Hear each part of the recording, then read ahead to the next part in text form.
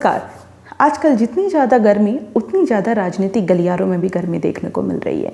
अभी रिसेंटली राजस्थान में प्रधानमंत्री नरेंद्र मोदी जी का एक भाषण था। उसमें उन्होंने कांग्रेस पर एक आरोप लगाते हुए ये बोला कि कांग्रेस आपकी संपत्ति को हड़प करके ज़्यादा बच्चे जो पैदा करते हैं इनडायरेक्टली और डायरेक्टली, आप समझ लीजिए मुस्लिमों को, वो उनको देना चाहती है। तो ये कहानी शुरुआत कैसे होती है कि ये प्रधानमंत्री नरेंद्र मोदी जी ने इसको बोला। पहले उन्होंने क्या बोला उसको पहले आप सुनिए।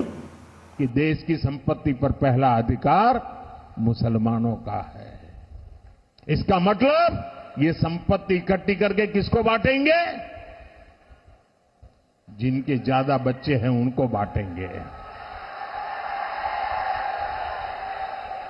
घुसपैठियों को बांटेंगे। क्या आपकी मेहनत की कमाई का पैसा घुसपैठियों को दिया जाएगा? आपको मंजूर है? ये कांग्रेस का मैनिफेस्टो कह रहा है कि वो माताओं बहनों का सोने का हिसाब करेंगे, उसकी जड़ती करेंगे, जानकारी लेंगे और फिर उस संपत्ति को बांट देंगे और उनको बांटेंगे जिनको मनमोहन सिंह जी की सरकार ने कहा था कि संपत्ति पर पहला अधिकार मुसलमानों का है। सुना कि प्रधानमंत्री नरेंद्र मोदी जी बोल रहे हैं कि कांग्रेस के मैनिफेस्टो में ये पूरी तरीके से लिखा हुआ है कि कांग्रेस जो है वो आर्थिक और जाति जनगणना सर्वे करवाएगी। अब जाति जनगणना सर्वे आपको पता है, इस पे मैं आज बात नहीं करूंगी क्योंकि जाति जनगणना सर्वे की बाद में करेंगे। आर्थिक जनगणना सर्वे, आर्थिक मतलब आपके पास कितनी संपत्ति है उसका लेखा जोखा क्या कौन लेगी? सरकार लेगी। जबकि उसका ये कोई सरकार ये आर्थिक सर्वे नहीं करवा सकती है। जिस पे डाउट हो सरकार उसी से कर सकती है, आम जनता से ये सर्वे नहीं किया जा सकता। लेकिन कांग्रेस ने अपने मैनिफेस्टो में लिखा कि वो आर्थिक जनगणना सर्वे करवाएगी और इससे उसको पता चलेगा कि किस जाति और किस बिरादरी में कितनी संपत्तियां हैं लोगों के पास, ताकि सबको बराबरी मिल सके। अब ये बात को नरेंद्र मोदी जी ने बोला कि वो आपका आर्थिक सर्वे करवाएगी और आपकी संपत्ति ज़्यादा बच्चे जो पैदा करते उनको देगी, मतलब मुस्लिमों को दिया जाएगा, मतलब घुसपैठियों को दिया जाएगा। ये भी उन्होंने ये बोला।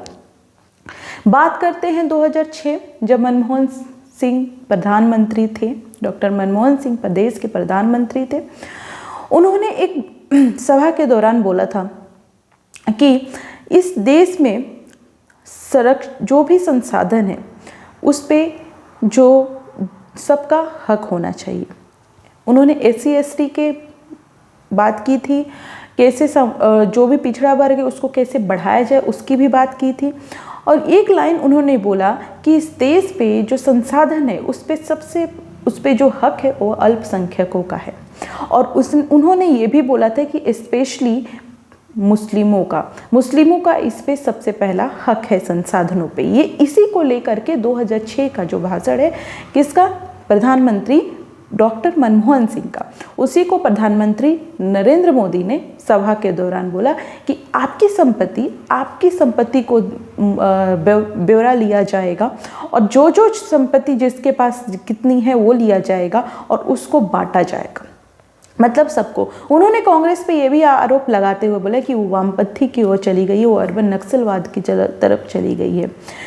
देखिए एक चीज़, ये राजनीतिक गलियारा है, ये राजनीतिक मंच है। विपक्ष और सत्तारूढ़ पार्टी एक दूसरे के खिलाफ बोलेगी, ये भी जायज़ है, इसमें कोई गलत नहीं है।